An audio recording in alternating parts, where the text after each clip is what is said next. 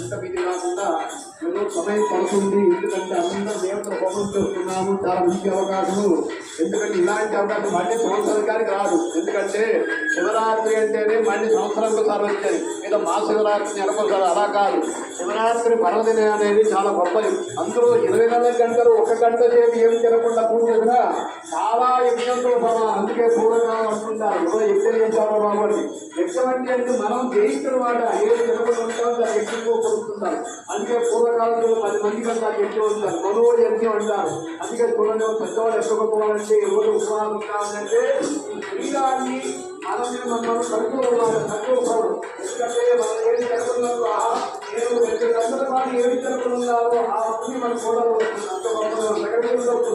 దాని ఉండలే వాళ్ళు 1 గంట సేపు ఉన్నా కూడా ఎంతో